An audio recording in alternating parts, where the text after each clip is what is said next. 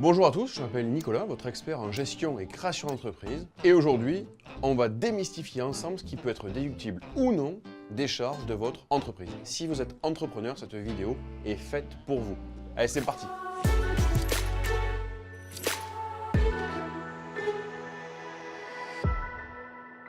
Déjà, retenez un point hyper important concernant la déductibilité des charges dans votre future société. Pour être déductible du résultat fiscal, les charges doivent répondre à plusieurs conditions. On va les aborder maintenant, il y en a 4. La première, être engagée dans l'intérêt de l'entreprise. Ça signifie qu'elles doivent être rattachées à une gestion normale de l'entreprise, ni excessive, ni fictive. Ça veut dire quoi? C'est-à-dire que les dépenses personnelles du dirigeant ou des associés, les dépenses luxueuses ou les dépenses dépassant certaines limites ne seront pas déductibles de votre résultat. Deuxième élément, les charges doivent entraîner une diminution de l'actif net pour être déductibles. L'entreprise peut donc déduire une dépense immédiate, c'est-à-dire non soumise à l'amortissement, par exemple dépenses d'entretien, de réparation, d'électricité, d'eau ou encore la publicité par exemple. Ces charges-là sont liées directement à l'exploitation de l'entreprise et constituent des charges déductibles. Concernant les logiciels acquis, matériel et outillage ou encore mobilier de bureau, si la valeur n'excède pas 500 €, elles seront immédiatement déductibles de votre résultat fiscal. Point 3, elles doivent être comptabilisées dans l'exercice au cours duquel elles sont engagées. On appelle ça le principe de la comptabilité d'engagement, à ne pas confondre avec le principe lié à la trésorerie pour les micro-entreprises, la comptabilité de trésorerie. Là, on est vraiment sur une comptabilité dite d'engagement. On fera un exemple juste après. Elles doivent donc être comptabilisées dans l'exercice au cours duquel elles sont engagées. Cette règle, elle conduit à quoi? Elle conduit à rattacher à l'exercice fiscal considéré certaines charges non encore facturées. Faisons un exemple très précis pour comprendre comment ça fonctionne. Vous faites appel à un prestataire externe pour faire de la publicité. Du 1er octobre au 31 mars. La publicité va donc durer 6 mois. Les 3 premiers mois concerneront l'exercice fiscal 2023. Les 3 mois suivants concerneront l'exercice fiscal 2024. Ça veut dire que si votre facture, par exemple, fait, admettons, 9 000 € hors taxe, 9 000 € hors taxe. Dans votre comptabilité, si le fournisseur vous envoie la facture au 31 mars 2024, ça veut dire qu'au 31 décembre 2023, vous n'avez considéré aucune charge.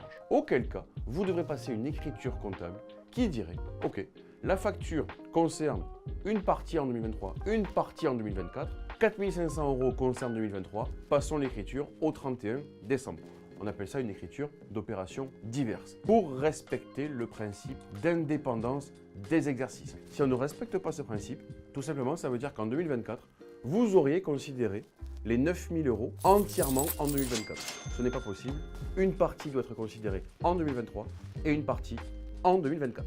Troisième élément, la charge doit être justifiée par une facture ou une quittance. La comptabilité s'appuie sur des pièces justificatives destinées à permettre le contrôle de la réalité des frais et des charges qui seront déduits. Ces justifications peuvent revêtir de diverses formes, je vous l'ai dit, facture ou quittance. L'établissement de facture est obligatoire pour tout achat ainsi que pour toute prestation de service effectuée dans le cadre d'une activité professionnelle. Les entreprises peuvent même également échanger des factures électroniques. On pourra faire une vidéo sur le sujet car la réglementation est en train de bouger pour 2025-2026. Parlons maintenant des charges qui ne sont pas déductibles du résultat. Je vous ai fait une petite liste de 2-3 éléments pour vous permettre de comprendre ce qu'est une charge non déductible. Parlons tout de suite de l'impôt. Saviez-vous que l'impôt sur les sociétés et même une taxe qu'on appelle la taxe sur les véhicules de société, ces deux éléments ne sont pas déductibles. C'est-à-dire que vous paierez de l'impôt sur un impôt. Concernant les rémunérations excessives, vous vous êtes payé trop généreusement?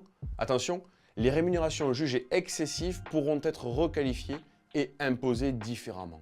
En France, si une rémunération est considérée comme excessive, elle ne sera pas déductible du résultat fiscal et ne pourra pas vous faire prétendre à une réduction de votre impôt sur les sociétés. Concernant les amendes et les sanctions, admettons que vous preniez une amende sur la route, 90 € avec un véhicule professionnel. Sachez que les amendes et les pénalités ne sont pas déductibles du résultat fiscal. Concernant les véhicules de tourisme, ce qu'on appelle des véhicules destinés à transporter des personnes, à ne pas confondre avec les véhicules utilitaires destinés à transporter du matériel. Sachez qu'il y a une limite de déduction maximale. J'ai pris la tranche la plus élevée, 30 000 €, qui sont pour en fait les véhicules électriques, mais les tranches diminuent drastiquement si vous avez un véhicule par exemple polluant, ce sera uniquement 9 900 €.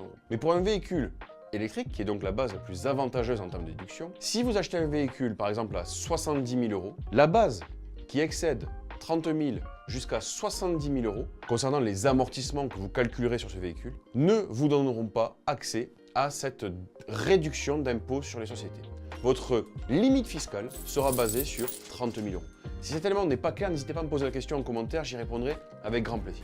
Voilà, cette vidéo est maintenant terminée. Vous avez un aperçu global des dépenses déductibles ou non de votre entreprise. Même si la fiscalité est un petit peu complexe, avec de bonnes informations, vous serez capable d'optimiser vos charges et donc l'impôt sur les sociétés. Si vous avez des questions, n'hésitez pas à les poser en commentaire, j'y répondrai avec plaisir. N'oubliez pas de vous abonner à la chaîne. Je vous dis à très bientôt. Salut!